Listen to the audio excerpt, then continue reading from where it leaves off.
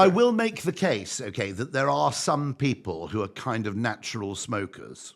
Okay, by which I mean they find their relationship with the modern world, which is not a natural evolutionary environment, is happily mediated through the ingestion of some form of nicotine.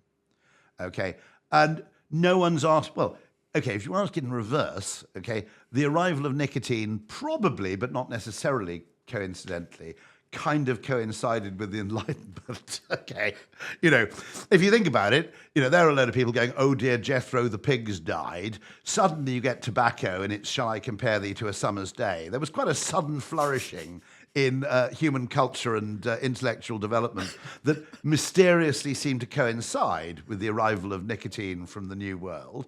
It could have been tea, it could have been coffee, it could have been a combination of the three. It could have been the fact, by the way, that simply that regardless of the drug effects, they encourage people to sit down and chat about things.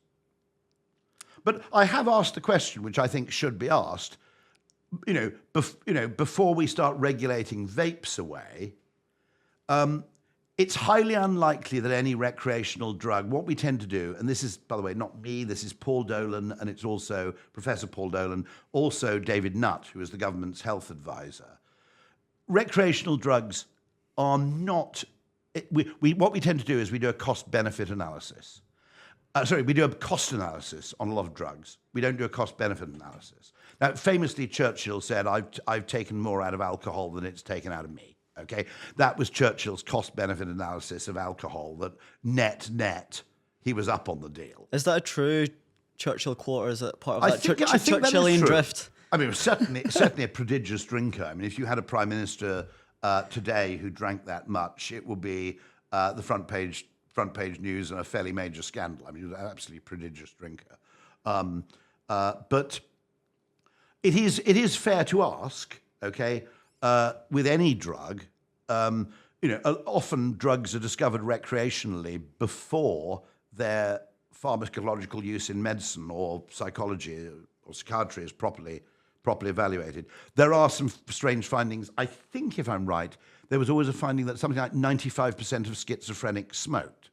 Okay, and there was an argument that effectively they were self-medicating, that it somehow helped. And I think I did make the mischievous comment: why is vaping banned on planes when you're allowed to take on an emotional support animal? Right? Okay. Why can't I make the case? This is my emotional support nicotine. I find flights extremely boring. I don't like being in close proximity with other people, but the ingestion of nicotine helps me get through this flight.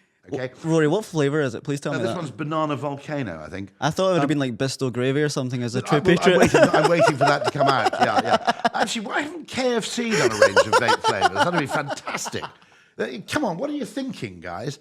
But actually, if you think about it, who's more likely to kick off on a plane? Someone who just likes the handy nootropic effects of consuming a bit of nicotine to help them relax, or someone who's so uptight they can't leave their house without taking a tortoise with them, right? I mean, I would have thought the second person is much more likely to, to kick off on a crowded flight than the first. But for some reason, we've created this world where it's totally okay to bring along an emotional support peacock on a crowded flight, but vaping is banned.